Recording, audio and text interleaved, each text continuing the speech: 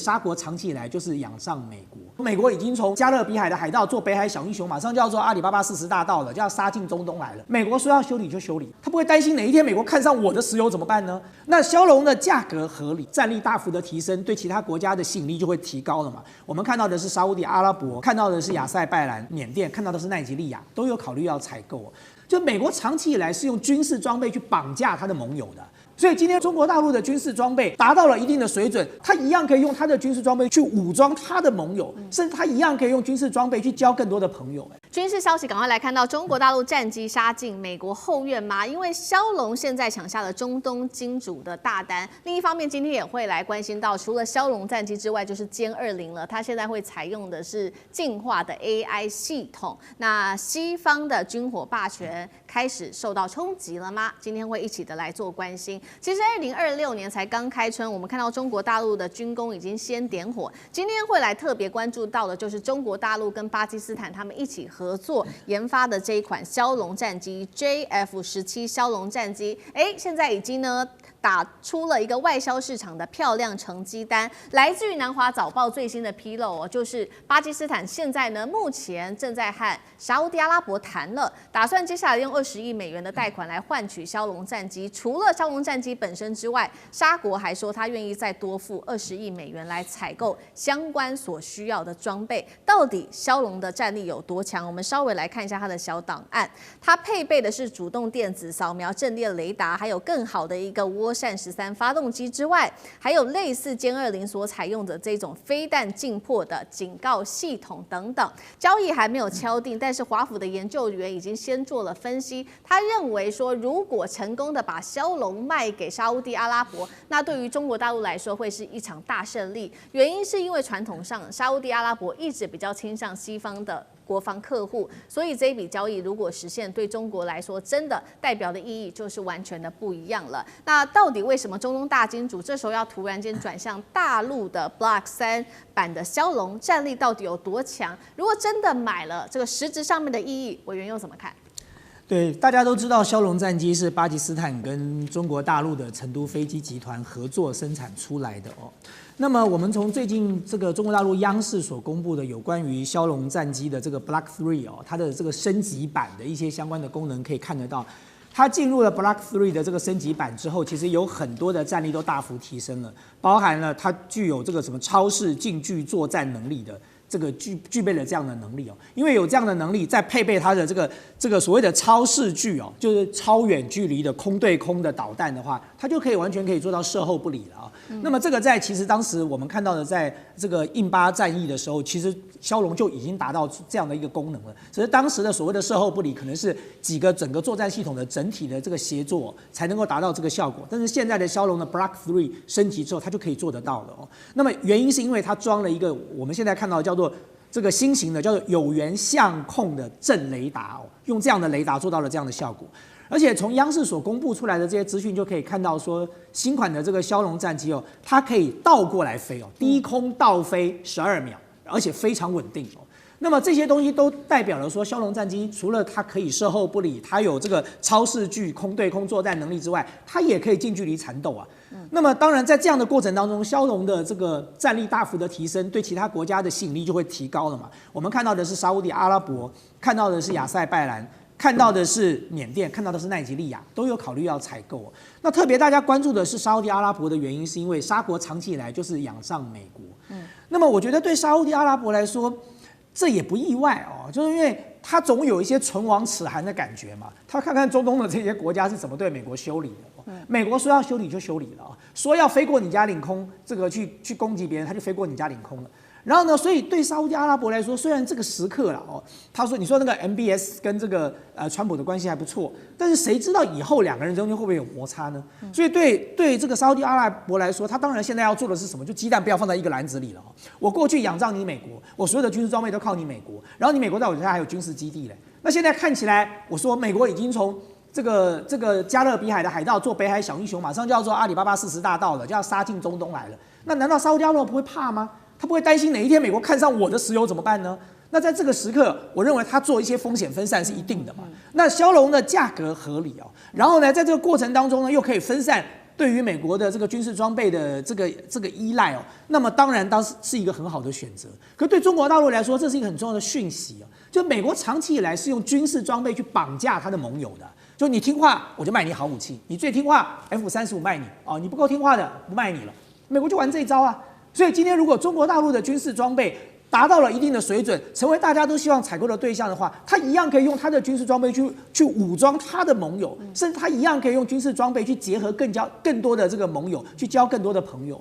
好，所以我们看到枭龙卖到给沙烏地阿拉伯的话，沙烏地的目的是要分散自己在地缘政治上面的风险。那其实枭龙还卖到除了中东国家之外的外销订单，还有一个地方就是东南亚的印尼。过去印尼的态度也是一改再改，这个时候又选择要买大陆的枭龙，还有它的攻击型无人机，目前是正在谈判当中。印尼的国防部长跟这个巴基斯坦正在谈，那最高这个交易规模可能会有40架。那我们刚刚说了，其实印尼的态度过去一直在改，是因为他之前本来是要买歼10C的大陆的歼10C，那取代掉美国的 F-15跟俄罗斯的苏35，但是后来又反悔，现在又说要买枭龙，到底为什么态度一改再改？那枭龙能不能真的取代，甚至是打败刚刚讲的，不管是 F-15美国的，或者是俄罗斯的苏35老牌强权呢？苑老师又怎么看？我前不久的话呢，到了成飞公园，在这个枭龙飞机前面拍了一张照片啊。今天我都没想到，今天这张照片用上啊，大家可以看到，跟那边在讲的跟我刚刚给干哥看的一模一样。我跟大家强调一件事情，就是说你到了成都去的，一定要到成飞公园里面去看他们坐的飞机，里面可以看到歼20，也可以看各式各样的无人机啊，那是个非常非常了不起的，还可以看到这个枭龙的飞机。那它的模型放在那边的话呢，它表示它技术非常成熟，而且的话呢，我这边强调这个军火工业的买卖问题是非常特殊的啊。那军火工业的话呢，它的买卖它的魔力性是非常大的。然后军火工业的话呢，它里面的话这个国际性是非常重要的。那军火工业当中买枪买子弹那个不稀奇，战斗机是特殊中的特殊。所以大家要了解这个枭龙本身来讲，在这边讲的话呢，就是比如说用到了 PVD-17，用到了这个歼20的这个雷达的系统，然后用到了这个涡轮13的这个发动机，然后呢，还有他们在强调这个使用的这个飞弹迫近警告系统。那这一些的话呢，都是属于它不断摆在那边，技术不断的更新，不断的改进。那刚刚问到问题说，印尼为什么原来想要买歼17？原因就是因为去年的5月7号，那巴基斯坦的话呢，就把那个法国的飞机干掉好几架，那就是想要买。后来又没有买什么呢？因为各国干预嘛，这个非常敏感的。你买人家的系统，买人家的飞机，你将来的零件靠谁？你将来的军事上的部署靠谁？你要靠谁来训练？你的飞行员在哪里？像巴基斯坦是号称8铁，那不是开玩笑的。那个女飞行员的话，她本身就连印度的飞机都没看到，她那个雷达一按，啪，飞弹一出去，她那台霹雳15就已经打成这个样子了。那所以说，目前为止，枭龙的话呢，各式各样的装备往上，而且我觉得大陆本身要发挥这个影响力，在印尼跟在沙特都非常具有意义，因为基本上都是从美国的势力范围底下挖根了。好，我们刚刚看到的是枭龙现在在外销上面创下了一个非常好的成绩。那第二个我们要来关注到的是歼20了，这一架战机，它现在迎来首飞的15周年，并且在它的战力上面，它的战力上面有非常多的升级，一共是2点。一共是3点。我们先来看到第一个升级的是它的 S 型的进气道，直接可以遮挡住它的发动机的叶片，内部还有这种吸波材料，可以专门吞掉雷达反射，这第一个。第二个是它采用全球首创的隐形压式布局，那潜意在飞行时制造这种脱体的涡流，就像一群小旋风，可以提升它整个机翼的升力。最后是歼20，它接下来还会融合 AI 协助飞行员可以整合这种战场资讯，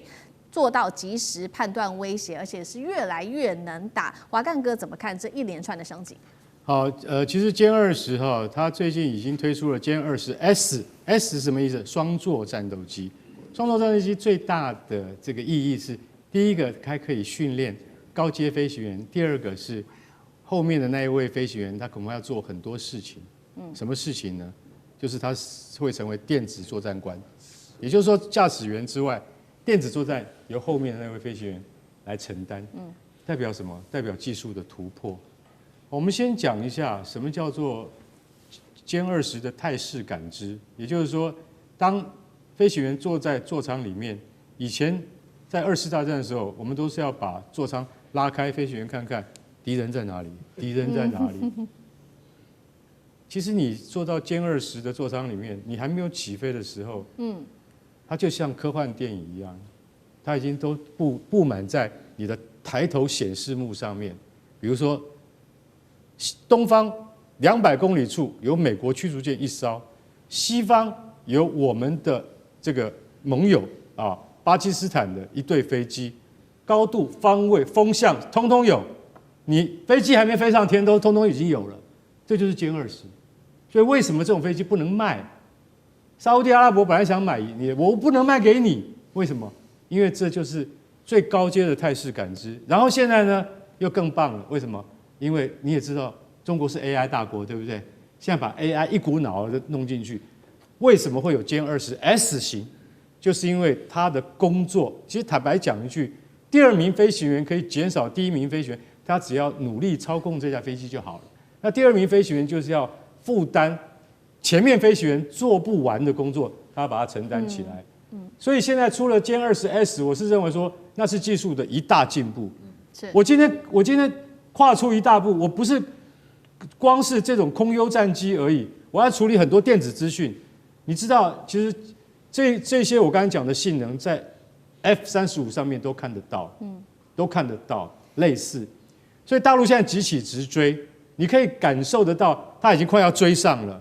因为我们不敢讲说可以跟这个就是说那个 F-22或 F-35平起平坐这件事情，我们不下断语。可是它有没有追上去？有，而且最重要的是，歼20有一个大家不太会注意到的，跟标风战机一样的特点，就是它有压翼。压翼是什么？压翼就是在主翼之前面的一对小翼，这一对小翼可以让在进行大机动作对抗的时候，两架飞机，我今天没带飞机来，2架飞机要对抗的时候，你要怎么改出？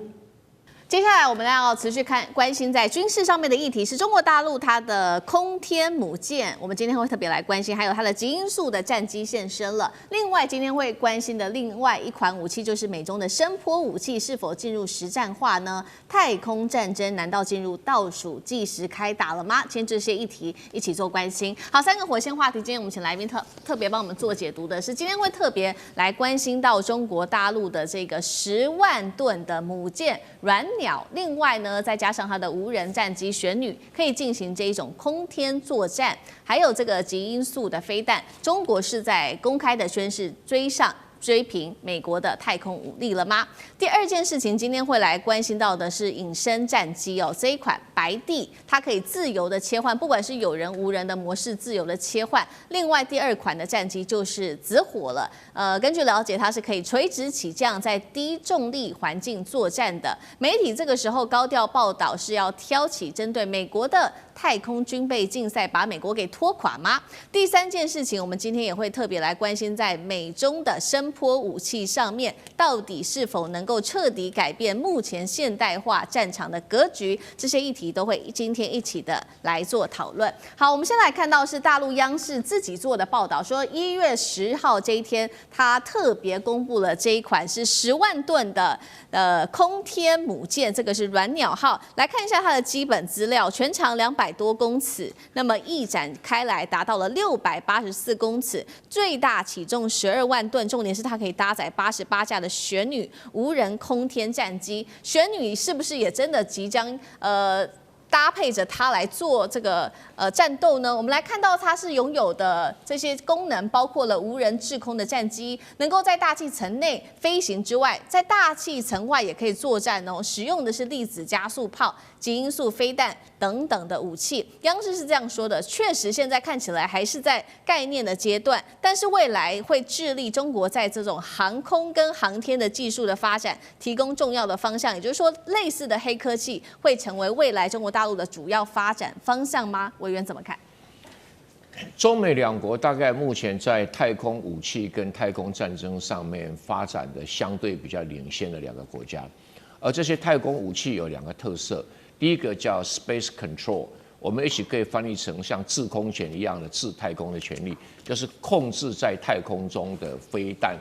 以及太空中的卫星的运作哈。第一个叫 Counter Space。Counter Space 叫反太空武器，这是一个攻一个守的概念。你到底有什么能量可以面对对方的太空武器的攻击。而且这个所谓的 counter space 里面还包含了一个电子战，如何瘫痪对方的卫星或者击毁对方的杀手卫星。那我们来评估一下，一步一步来哈，就是如果是以目前的军用卫星来计算的话，美国有800颗军用卫星，中国有400颗军用卫星，但中国也正在增加当中。那第二个，中国的火箭发射的能量是比美国来得快、来得多啊。可是呢，美国如果自己的国防部已经没什么能力，都靠 SpaceX。那 SpaceX 有一个中国正在努力达成还没有达成的，就是什么？就是它能够回收火箭。中国大陆现在回收火箭的量，还没有成功，目前为止都失败，可能未来会成功。但是为什么回收火箭在太空上作战很重要？因为太空以后加大的是量，不是你发射多快，你多少火箭可以随时使用。那如果可以重复使用的话，那量等于加倍哈。因为太空站未来就是要如何补充被击毁的太空武器以及卫星。那你如果不能补的话，你就不能够战争，你的耐久力就不会久啊，耐久力不会。所以在第一个时间，中国会占便宜。那耐久力的话，就可能中国会出现一点点弱势啊。那其他的哈，包括这种非常非常科幻型的武器哈，那当然目前是在媒体报道。那我们不太了解它的技术资料，至少我看不到太详细的技术资料。比如说在大气层最高端的时候，有这么庞大的一个鸾鸟的航天母舰，把航空母舰搬到这种半太空去，它有多少的自卫能力？我有点担心，就是防空武器很容易把它击落啊。因为它在上面逆中也很困难啊，这是第一个问题。因为越大越容易发现，越容易被攻击哈，而且越容易遭到饱和攻击，所以我不知道它的怎么去评估它的在战争中的生存能力哈。那第二个，它当然可以用旋女，那旋女是能够用粒子炮，我所知道的粒子炮现在只能在大气层外使用，或者攻击对象是卫星。粒子炮在地面上因为有空气等等，效果不是那么的理想啊。那所谓极音速导弹武器啦，那可能要依赖比较大的，不是旋女，要依赖的白地啦哈，或者说有没有什么更强的什么直火之类的东西。这个听起来都非常的中国传统的神话的概念，但是在实际军事上，我觉得央视讲对了，是一个概念的阶段哈。那这样的一个计划到底切不切实际？真的还要再继续来检查一下，因为航空母舰在海洋上有它的生存的依据哈，但是你到时候要派那么多的什么叫驱逐飞机去防卫这个航天母舰，可能困难度会非常的高，困难度会非常高。不过现在有创造力，这总是好的啦，但是未来成果如何哈？这个南天门计划可能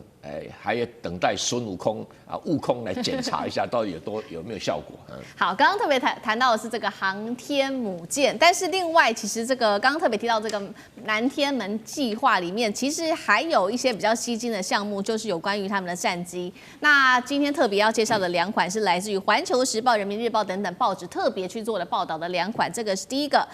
白帝战机，第二个是紫火。我们先来看到白帝的一些小档案，我们 CG 上面看到它呢有隐身的外形，加上复杂的可变机翼，那么被形容是会飞的变形金刚，全频段有隐身，然后有人无人模式可以自由切换，无人机来指挥有这种能力哦。那么它也可以更换模组，随时转换任务。第2款我们来看到是紫火，它的一些小档案，它比较像是未来战场上面的异形角色，棱角分明的一个机身，立场涵道，可以那个轻转动力舱，被视为是可以做的是通用垂直的起降平台，在低重力还有稀薄大气层里面可以做极端的环境运作。老师怎么看？我们觉得很科幻的哈，他也说是目前概念性的阶段。可是你想想看，他是在央视的军事频道叫利剑，这么完整的播出哈，我觉得是不是已经不只是概念，某种程度它已经有一个体系在那边了。就至少大概有一个发展的方向，这是一个大的战略的方向吗？那是不是有一些已经配合了？那在技术层面，像是这个超高音速飞行，哦，或者是空天的双模式的转换，以及一些这个你看到无人机以及无人机跟有人机之间的转换，像这个玄女，其实在2年前就已经展示出来了。那天地跟直火也是去年开始有一些发展，那是不是真的有可能这样子的一个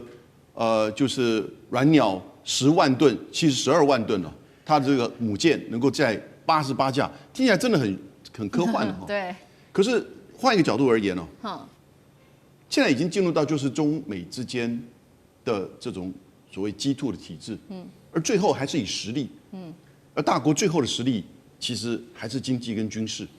那尤其在军事的层面，美国还是全球的这个布局。可是呢，一直以来18世纪到现在的这个霸权都是海权的霸权。那中国大概不会在海权的霸权上面去跟美国做全球的这种竞争，那他就走空，而且走空天，也就是说，你如果自空，某种程度你掌控了卫星轨道，而且这个弹道飞弹防御，雷根时代的星战计划其实就只是一个弹道飞弹防御，只不过是在它发射端就能够做防御，也就是你进入到大气层之前，它就能够在太空有那个雷射，就直接在你发射端进入到这个在大气层的部分呢，就把你给拦截下来。这是一个当时的计划，当时这种计划都觉得很科幻，最后也没有实现。那现在这个计划有没有可能，这个远超过所谓的雷根时期的星战计划？它如果真的做到，你这个海权其实根本不重要了，洲际弹道飞弹也不重要了。也就是你基本上其实在太空这个以及大气层随时的进出、掌控轨道、掌控制空权，那你地球自转，你就任何的角度你都可以去做制空制海的作为。那至于防卫的这个层面，当然它大概有它的思考，也就武器必须要发展。讲到这里还是要强调，蛮科幻的，那是有一些概念。不过这个方向是不是一个正确的方向呢？也就是说，我花大钱去给你搞大海军，全面的跟你去竞争海权竞争，其实那个不一定有那个效益，因为现在的方向不一样。而中国在这一些技术的层面，加上 AI 的这个掌控跟机器人，以及跟它的产业制造的能力、跟它成本跟规模，其实这个方向如果现在有一个概念性的创造，那未来会不会出现，然后慢慢的拼凑起来？我觉得其实要观察的。好，这看起来是这个中美之间在航空航太武器上面的一个竞争。那很多的武器还在概念化，但是我们再来看到另外一个声波武器，美中都有在做的，是不是已经正式的进入实战化了？先来看一下上次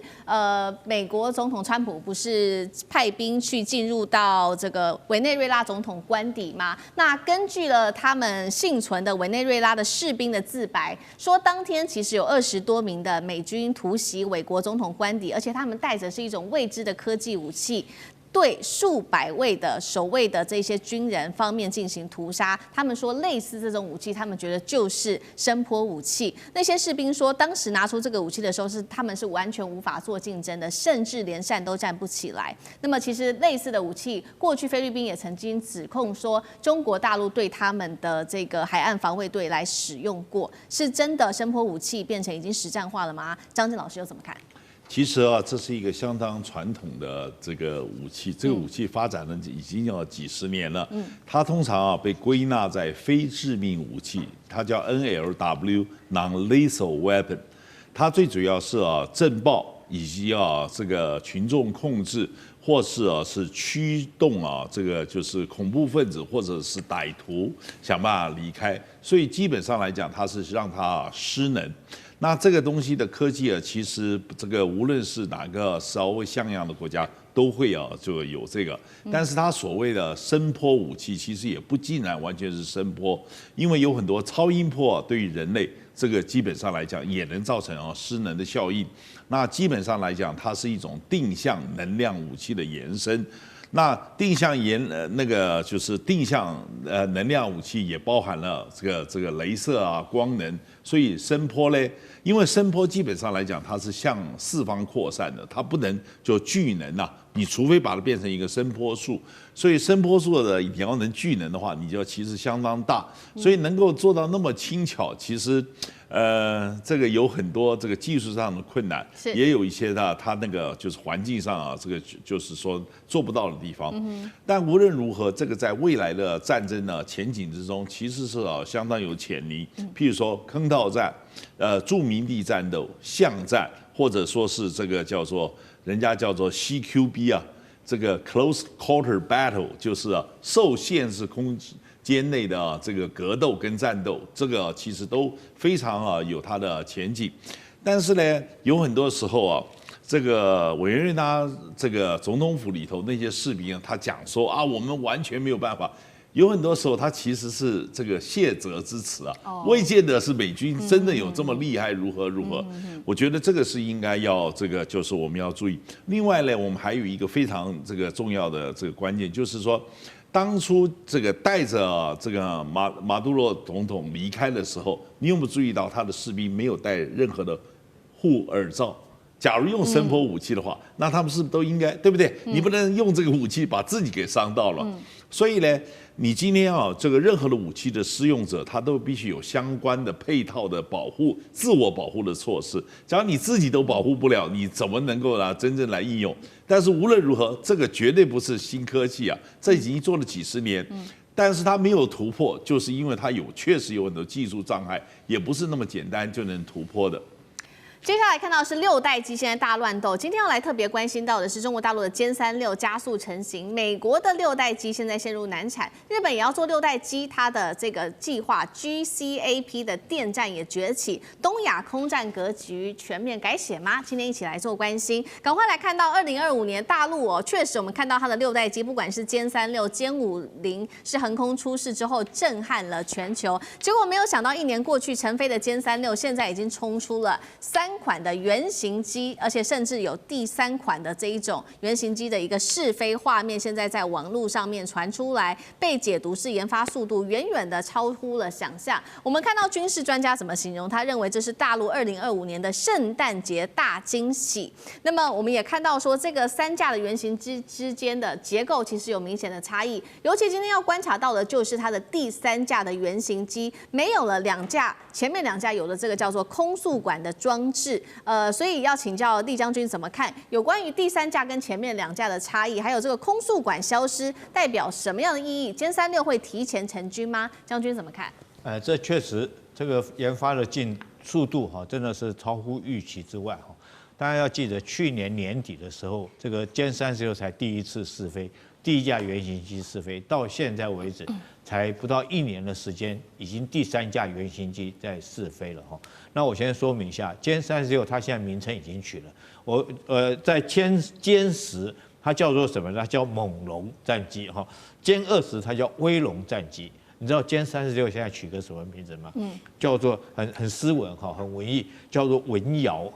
文章的文，窑它是一个鱼字旁在一个用手摇机的窑的那旁边文窑，它是取自《山海经》里面鱼生鸟翼的这种神兽叫尧文尧。那为什么这个从以前龙系列改成尧系列呢？我觉得很明显的，它就是从第5代机跃进到第6代机，等于4代的跃进，所以它用一个新的这种尧来代替，那也凸显出中国文化的元素在里面。那第1代机的时候，第一代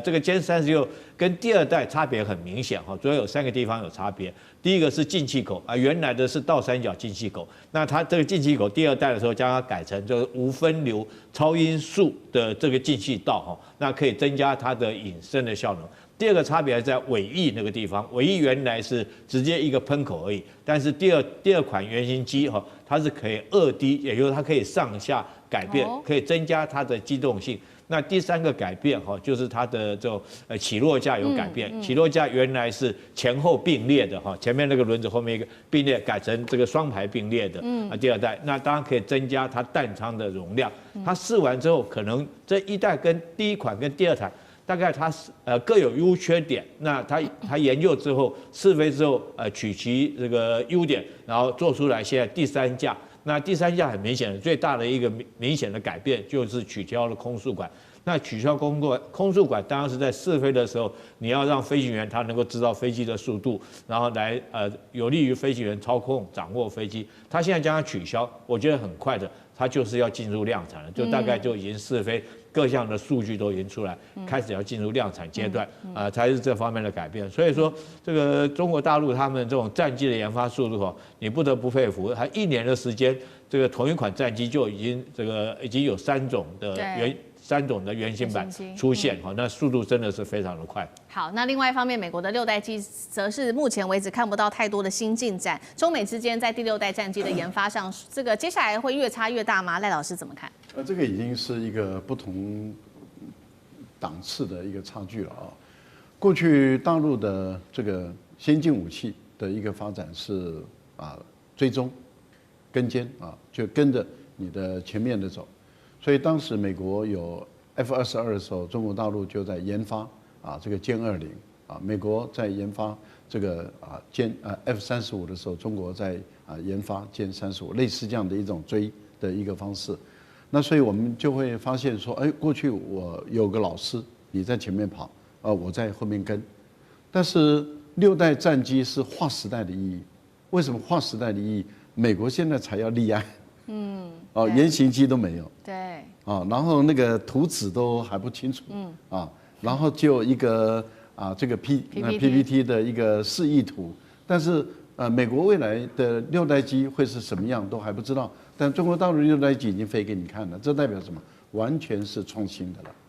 那也就是说，中国大陆在6代机这个部分已经遥遥领先美国了，这是第一步。可是第二个，它又有一个意义，是因为中国大陆的一个武器发展有一个原则，这个原则是铁律。铁律就是量产一代，研发一代，然后预研一代。我们看到现在正在量产这个歼20、歼35，正在量产中，所以它的量产的速度很快。那一般来讲，这个歼20会用20年左右，所以当它在量产歼20的时候，它的预研的就是6代机。目前来讲，研发的就是6代机，6代机原型机已经出来了。那预研一代的意思，也就是说7代机已经立案了，已经在研究室里面，这些研究员已经在思考这第7代战机是要一个什么样的形态的一个战机。所以当这个十几20年后，这个歼20这个要结束了。一般来讲，我们看到歼20当时在试飞的时候，大概用了8年、10年的时间，8架原型机在不同的档次试飞。那现在歼20已经在服役了，在量产了，所以6代机很有可能在5、6年左右，它会开始进入量产。然后因为它还要经过各种不同的场域、高原，然后热带很多地方，它都要做试飞，然后在最后要做定型、定装，然后等到6代机要出来的时候，其实已经是第8代机，也已经是在预研的阶段了。那你想，现在美国才是对，美国现在还在图纸，对，那已经被中国大陆甩在后面了，中国大陆已经后面看不到人了，这个差太远了。好，这个是中美之间第6代战机的一个巨大差距。那日本呢也说要做这个6代战机，防卫大臣这个是他特别讲的，说他们这个计划叫做全球空战计划 GCAP。加上英国跟意大利一起来做，锁定是2035年服役，2030年首飞。它配备的东西，带观众朋友稍微了解一下小档案。全新的多功能射频系统，数据量是 F2雷达的1万倍，频宽处理强，不只能够搜索锁定，还能做电站干扰、通信、目标获取，把数据转为战场上面的主要武器。委员怎么看 ？GCAP 如果翻译做全球战斗空间计划。是蛮适合的，因为它本身不是一个战机的名字，它是从以前日本的 FX 所发展出来的，或者 F2 所发展出来的。问题是，它这个顶多就是5代半的战机而已。它想要跟中国大陆的歼20比，似乎全球都认为技术上还差那么一点点，这档次差那么一点点啊。那他讲了很多了，你刚才讲的有，他说他的深度逆中不是一般的逆中，可以对雷达、红外线、电磁波进行逆中。我听了都晕倒，哪一个五代战机不是这样子？好不好？深度就深度了哈。然后他用次世代的引擎，推力非常高，然后发电能力非常强。但是怎么算哦？它的飞行最高的音速，大概而已，就是超音速一点点而已，就是不能跟大陆很多战机都快了2倍音速，不太一样哈。好，那有趣的是哈，它很多的优点，非常的豪华。也非常的贵，比 F-35还要贵哈。那贵也就算了，反正这是日本、英国、意大利3个国家来的哈。它现在已经被确定有几个很大的缺点，它没有办法应付东风21D 跟东风26饱和攻击，没办法，无法生存力很低，因为它不是它是5代战机逆中的，可是它不是空中的王者，它不是，但是它是空中的指挥官，这2个性质是不一样，因为它的电子设备很多，所以在上面一架飞机可以指挥很多的僚机，但是自己参与战斗，它的操纵性能就被比下去了，就被大陆歼20比下去了哈。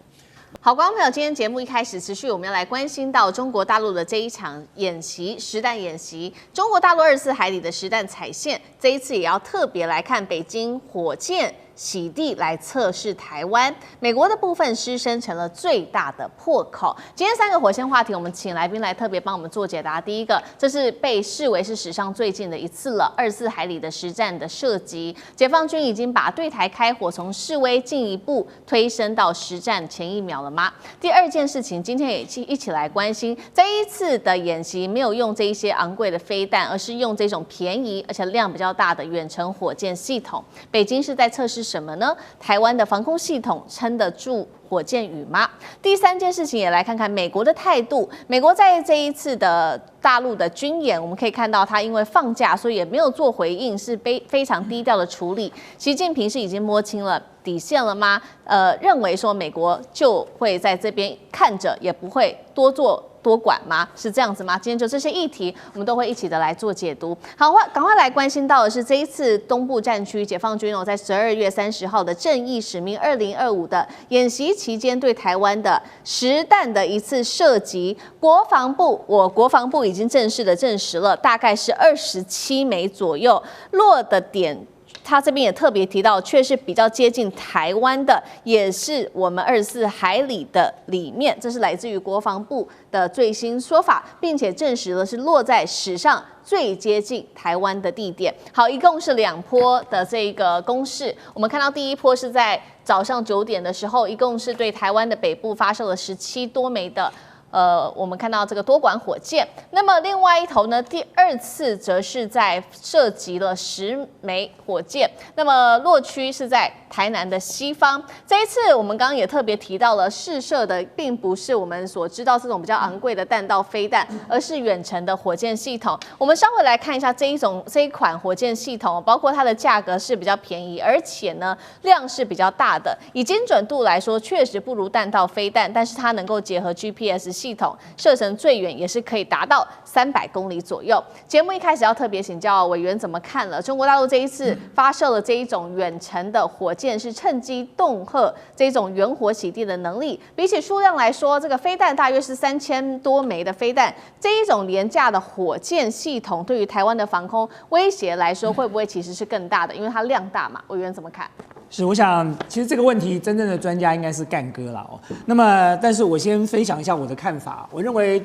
对于中国大陆来说，当然它有弹道飞弹，它有远程火箭可以用哦。可是关键问题是在于你究竟是要打什么？你究竟是要形成什么样的一个效果？恐怕这是他这一次演习之所以要使用远程火箭最主要的原因了。就如果今天你是锁定了我们的机场锁定了我们很重要的这个军事要塞基地，锁定了我们的这个爱国者这个防空飞弹的发射地点那么你当然可能用所谓的这个弹道飞弹会比较准可是问题是，事实上，如果一旦台海爆发战争，尤其是我们看到这一次的这个北京政府所采取的这次的军事演习，它看起来主要的目的是要演练对台湾进行封锁。那么进行封锁就不是点的打击了，它需要面的打击了。那这个面的打击，你不可能都用这个弹道飞弹，用飞弹来解决这些问题，这个价格成本太高了哦。那么再加上台湾有一定的这个防空飞弹的系统存在。那么你用弹道飞弹，一旦如果被防空飞弹打下来了，对他们来说也并不是一件划算的事情。可是反过来讲，如果你用远程火箭，它就可以达到这个效果了，因为我需要面的打击。那么，而且我觉得这一次值得让我们注意的是，以前他们都在嘲笑哦，说远程火箭不准啊，哦，就用远程火箭打台湾打不准的。可是从这一次你看到，它分2个地点打，它从平潭射一波，从泉州射一波，它这2波都进入了24海里之内，所以某种程度来讲，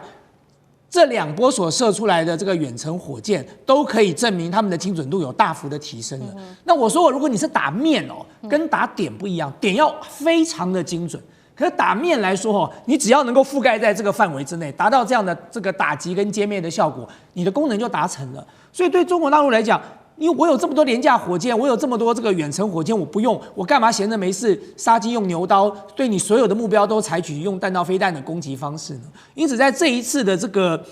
演练过程当中，我认为它最主要要展示的就是告诉全世界，告诉台湾，告诉台独分子，我光用远程火箭就可以封锁你的港口了哦。那么接下来，如果我再用我的弹道飞弹，那么就是要做精准的目标打击了。好，确实这一次国防部也特别证实说，是落点是史上最接近台湾的哦。就算是靠的是这种火箭系统，那干哥又怎么看？只剩下24海里这一件事情，在背后的政治意义上，您要怎么解读？他这一次其实真的这个是实弹嘛，那大家就看到实弹的确已经打到你的家门口了。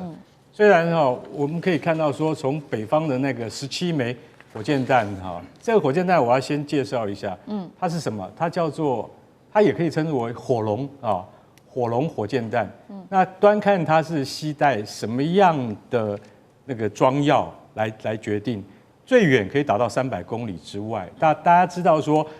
从那个福建的平潭打到新竹的南寮渔港，最近的距离只有多远呢？就127公里而已。台湾海峡最近的地方就在这边127公里，那它的射程有300公里，那它绝对可以覆盖。也就是说，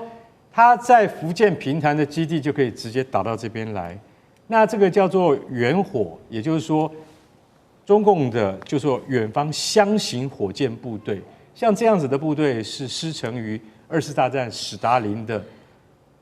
多管火箭，也就是史达林的风琴，它叫做卡秋莎火箭，也就是当时在史达林格勒之役的时候，端靠这些火箭就是说阻挡了德军的攻势。其实德军出动100万部队是要包围了史达林格勒，后来被朱可夫的部队，也就是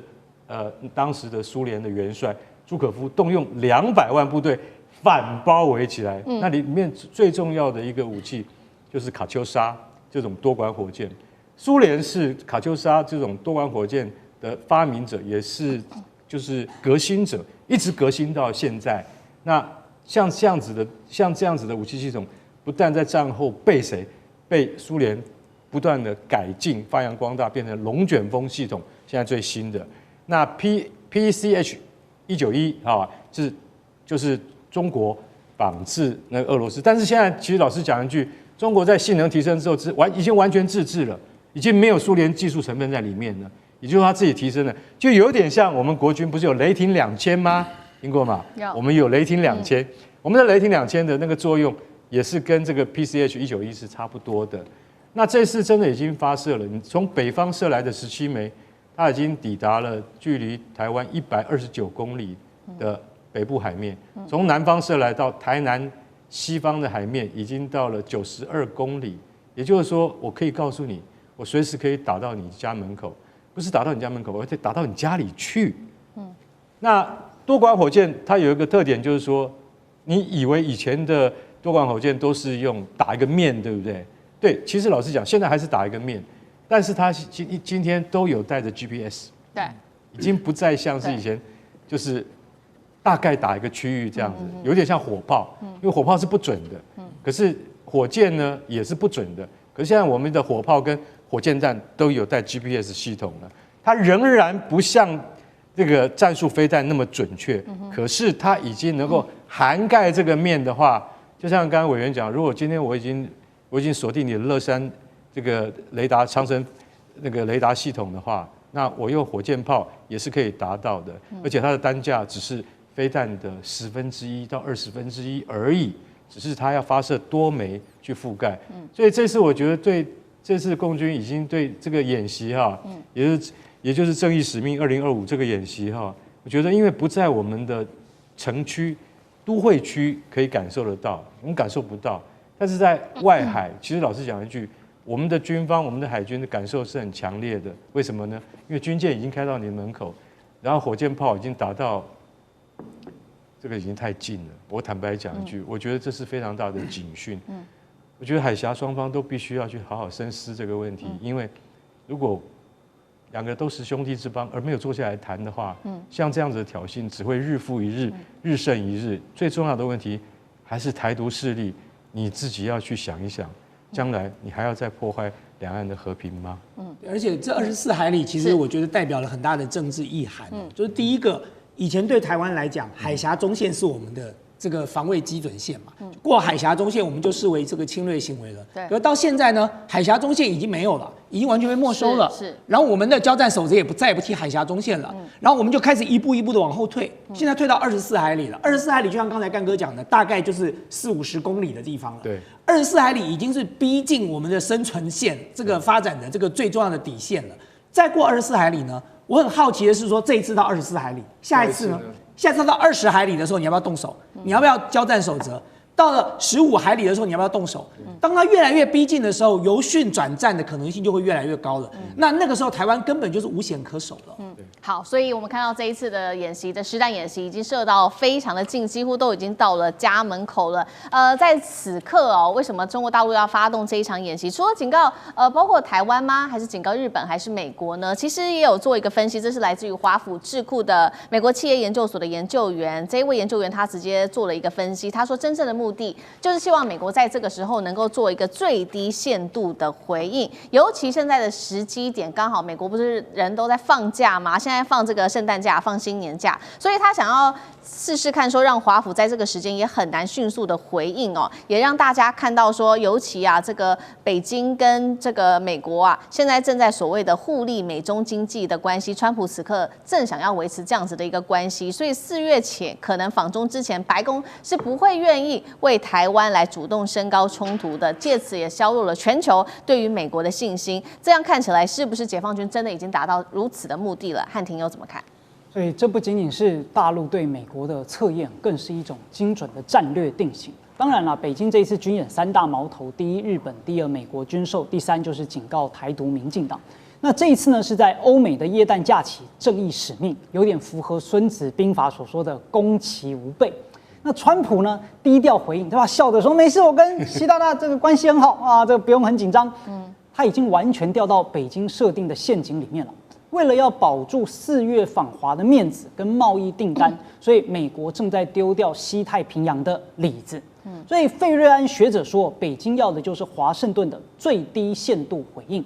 川普是什么人？极端极致的实用主义者。所以此刻的他，只有明年4月要访北京，明年中美要见4次，未来呢能够拿到让美股继续狂飙的贸易订单。那北京当然知道。所以只要不实质开战，川普都会视而不见，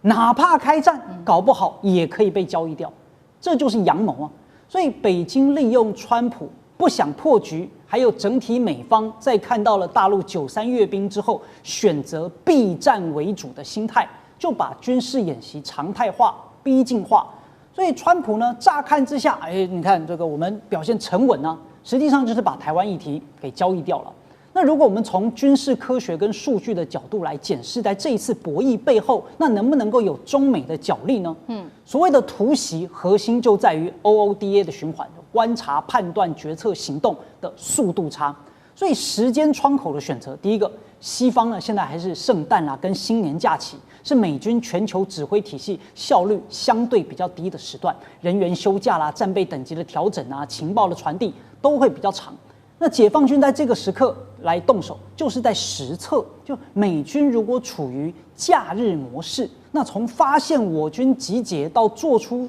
实质性的军事回应，要多少的时间？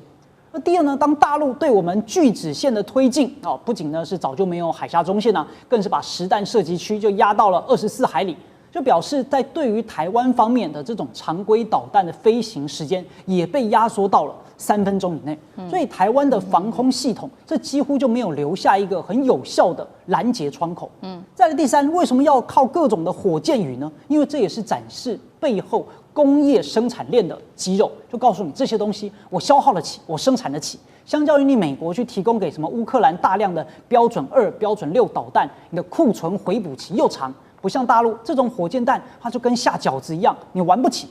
所以川普的误判在呢，他用做生意的逻辑看天下，认为你看这个没事，对吧？我能赚钱，双赢。但大陆下的是围棋。当极限施压成为常态之后，实际上台湾海峡的控制权就已经是北京说了算了。这么多年以来的军演，美方也从来没有靠航母，反而是什么呢？航母本来在附近，然后都绕跑了。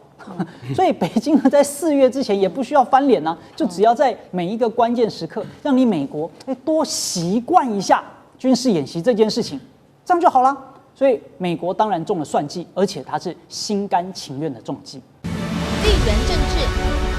美中之争、战略价值、